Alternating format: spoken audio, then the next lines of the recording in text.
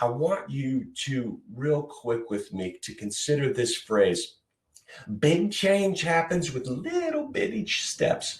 Big change happens with little bitty steps. We're talking about empathy as a tool for justice today. But that big change, that justice that we're looking to create in our communities, it happens with little bitty steps. And that starts with you. So we're going to talk about empathy and justice. But first, I want to talk about you and what's going on inside of you. What are some of your default settings? Those might be quirks or habits or routines or pet peeves.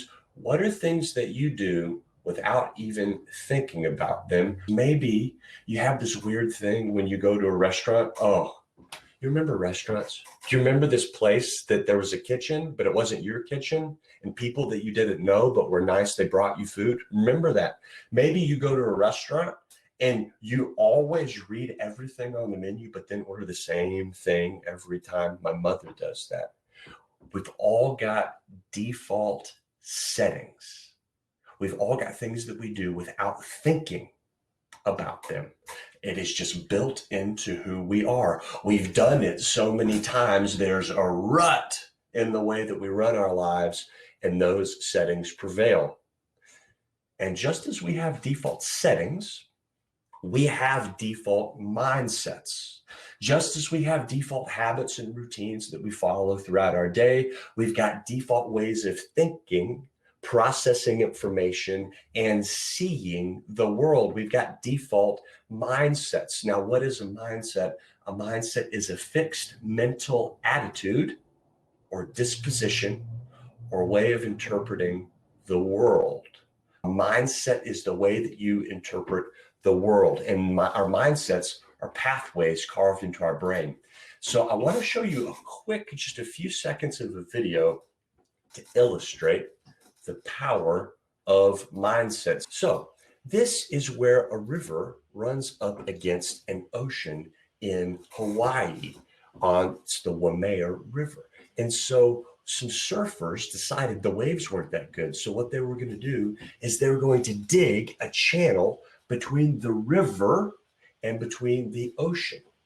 And so slowly, as they began digging a channel, what began as just a small stream slowly but surely turned into something a bit more powerful. So now you see it's just something that's maybe knee or waist high right there, but slowly over the course of the afternoon, the river turns into something that these people can actually get on and they can surf. It turns into something that they've dropped surfboards into. Now, remember, we started with just a few shovels, digging a pathway between a river and the ocean. Now, this brother right here is about to get on here with his surfboard, and he's going to surf some waves. Now, we've got something really powerful to deal with. Oh my goodness.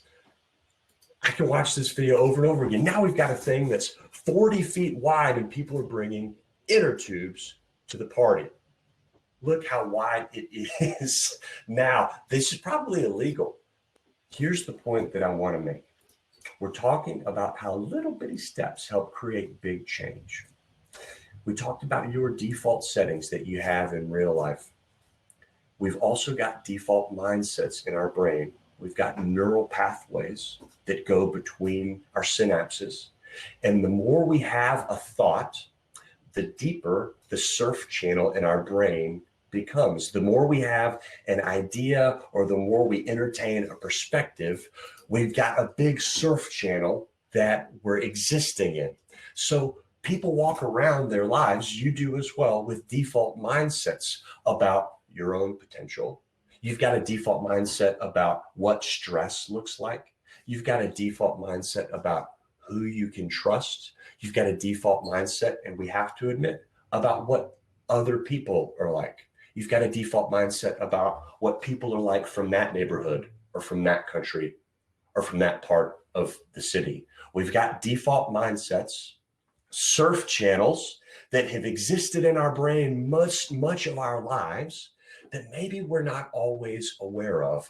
And so my goal here today is to help you to create an antenna of awareness when it comes to default mindsets or biases that you might have about the world and others. So I want you to really quickly bring some awareness to your own mindset right now, to your own mindsets. What are some default mindsets that you have about the world? Without even thinking, what are your perspectives that drive the way that you live? Here's what I mean. Maybe you grew up and a default mindset in your family was trust everyone until they prove you wrong. Or perhaps the default mindset was don't trust anyone until they prove that they are trustworthy. Perhaps you have default mindsets about what's right, and you have default mindsets about what's wrong, or you've got a default mindset about what hard work looks like, or you've got a default mindset about how people should drive or send emails, or maybe you've got a default mindset about a story that you tell about yourself. Maybe you've got a mindset that you're not a creative person. Or maybe you've got a mindset that, you know what, I'm always the person who shares or talks too much. I invite you to think, what is a story, a default mindset that you tell yourself often in your head? So here's the power of mindsets, y'all. And I want you to think about this if this helps you remember it or write it down. Thoughts become things. Thoughts become things. What goes on in our brain will show up in the world. Thoughts become things. So let's progress our conversation a little further. I want you to consider which mindsets that you have are helpful and which mindsets that you have might not be helpful. Most of the mindsets that you all put down seem to be pretty positive ones, and I certainly didn't expect you to air out your dirty laundry on the chat, but I'm sure some of you have some mindsets that aren't always so helpful, maybe about your belief in your own potential, or maybe you've got some mindsets about a certain person because they hurt you at some point, or maybe you have a mindset or a judgment about people that belong to a different organization or another team if you're an athlete. Here's what I want you to consider. We get to pick our mindsets. The beginning of the change, the beginning of the journey to justice is by identifying the fact that we get to pick our mindsets. And when we pick helpful mindsets, our thoughts become things. Okay, Reagan. I thought I was signing up for a workshop on empathy as a tool for social justice. So why in the world are we talking about mindsets? The reason why we're talking about mindsets is because the unhealthy mindsets, the unhelpful mindsets are what lead to injustice. Because, and we all need to get this, for you to grow, you must evolve your mindsets. And when we evolve our mindsets, whenever we grow in our mindsets, what we're doing is we're making space for others. Here's what I mean. Most of our default mindsets, the mindsets that you've had since birth, are about safety and protection. They're about protecting ourselves and rejecting anything new, because we as humans, we don't like to change. I don't know if you know that. We don't like to change. We often resist change at all costs. And here's what I want you to get. Every instance of injustice in the history of our world has to do with people not being willing to evolve and upgrade their mindsets. There were nasty things that happened that were not just out in the world, but it all started in here. Remember, we have to make itty bitty steps to create big change. So think about this. Every story that ever was, anyone who's ever inspired us and changed the world, before they changed the world and before they were activists and before they brought about justice, what they did was they evolved their mindsets first to get there. And the evolution of their mindsets is what allowed them to create a new world. What they did was they chose to first bring awareness to their mindsets. Remember, we said The goal of today is for you to have an antenna of awareness, to see what thoughts are going on in your head, because thoughts become things. And whenever you can recognize what mindsets are helpful and which ones are unhelpful, you can begin in the very smallest of ways to find opportunities to create justice outside of yourself. Let me give you a few examples of famous people in our history who have evolved their mindsets.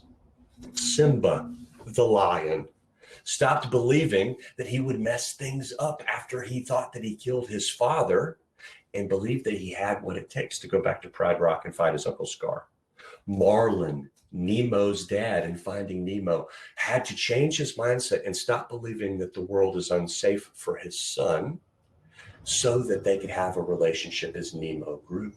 And Mulan, the Chinese army, had to change and evolve their mindsets about the strength and power of a woman.